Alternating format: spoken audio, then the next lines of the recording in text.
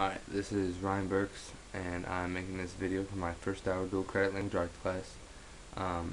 This is a book review over the book Start Late, Finish Rich by David Bach. David Bach has written many finance books, and for this one particular, he was on the show Oprah and many other shows.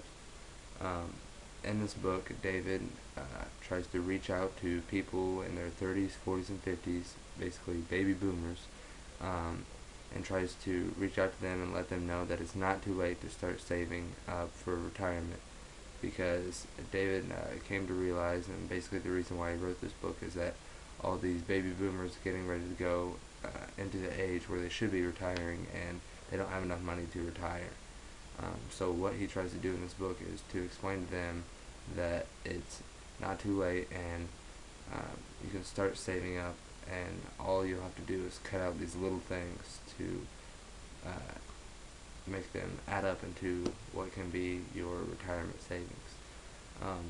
David points out in this book that latte factors are a big thing that people spend money on that they could be saving.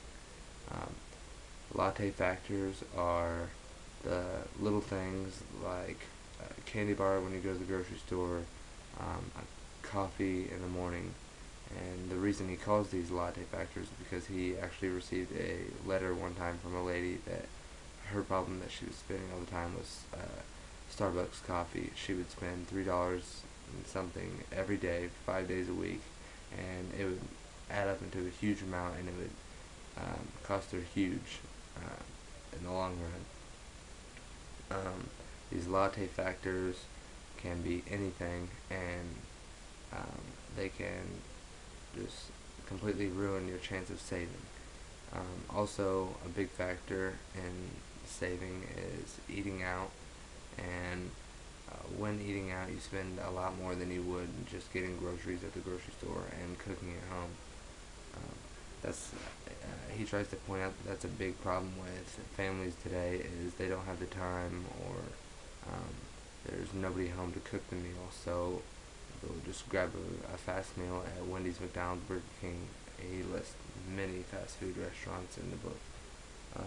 Also, besides the latte factor part, he points out in a section of the book is stocks and stock marketing. He tells a story about his grandmother, and at a time she was talking with one of her friends whose her friend had a son who owned a hardware store that was growing and growing, and she asked David's grandmother if she would like to invest in it.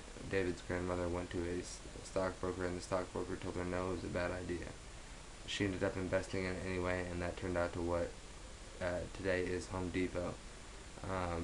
So she made a huge amount of money off that. That was a big story, even it was in newspapers, and David even wrote a story on that itself. Another section of the book deals with real estate.